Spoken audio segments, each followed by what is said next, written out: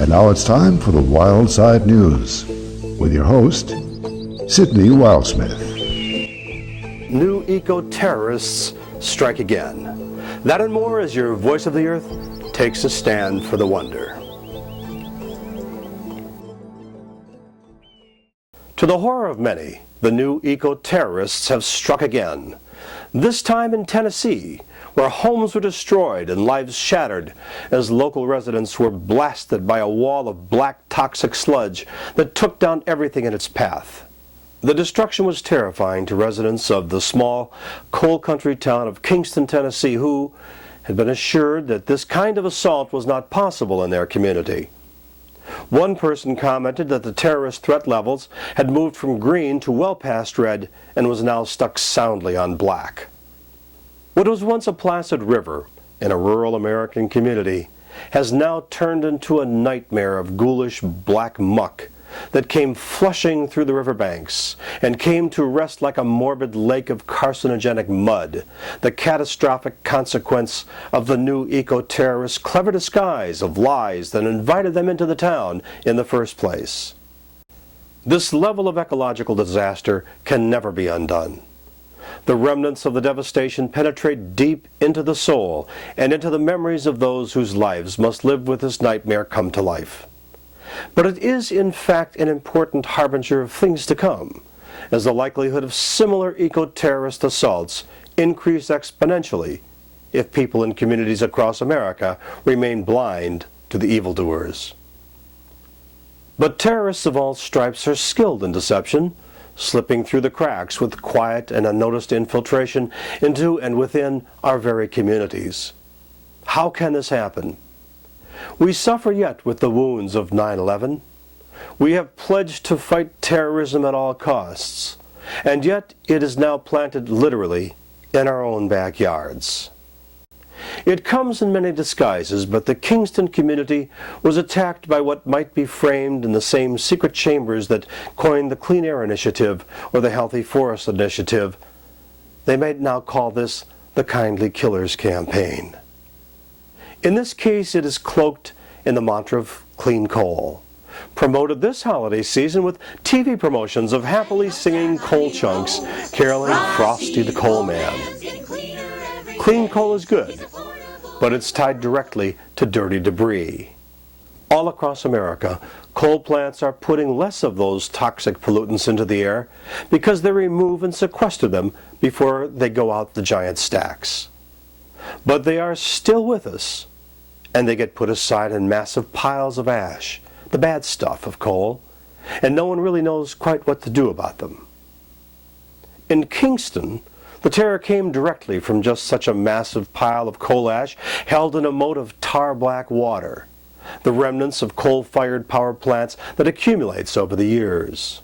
The Kingston pile covered 100 acres and rose 65 feet into the air, a veritable mountain of toxic ash with thousands of tons of arsenic, lead, barium, chromium, and manganese, known carcinogens and neurological troublemakers.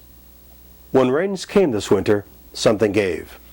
And with that, the billion-gallon toxic bomb exploded through the promises and into the rivers, homes, and washes of this small town, 30 miles southwest of Nashville. 3 homes were demolished and 42 others damaged. A housing development devastated by the specter of this hellish scene has already filed a $165 million lawsuit against the TVA Kingston Power Plant. Spokesmen for TVA promised to clean it up. But over the years, people have heard the promises and knew to ask immediately about the real future of water quality in their wells and aquifers. And then, the new eco-terrorists pull out the charlatans with their bags full of tricks, and a bold troop of public figures drank water from spouts and made formula for their grandchildren from the water to prove that it was safe. Do that for the next 20 years and then talk to us. But we have all seen this before. The specter of the new eco-terrorism is increasing on the American public as the demands for ever greater energy resources drive the largest corporations to hide the pollution in their profits. And to plan for future eco-terrorism, as it is certainly coming with more and more emphasis on clean coal technologies, with little attention being paid to the piles and piles of black death burned and ready for bursting in the next eco-terrorist attack on the innocent. Now more than ever, we must find a real way forward. The piles of fly ash are growing, but behind this looming specter is an even darker and sordid truth. The coal industry assures us that our supply of coal can power America for 200 years. At what price? Throughout vast areas of Tennessee and Kentucky, eco-terrorism in the form of mountaintop removal is destroying what once were holistic and romantic small communities of the Appalachians.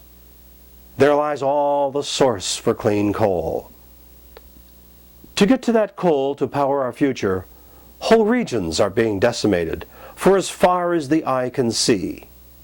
Whole mountaintops are blasted to bits, then pushed off into the nearest sacred river valley until it's full.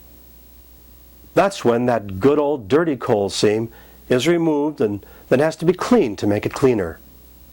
The process requires massive amounts of water, and the detritus of this process is held behind massive earthen dams that make Kingston's ash pile seem nothing in comparison. These are the megadeth hidden weapons of the new eco-terrorist clean coal initiative. When they break, and they do, just like in Kingston, a tsunami of toxic black gook comes blasting down through the canyons for miles and miles, engulfing and intoxicating everything in its path with arsenic and lead.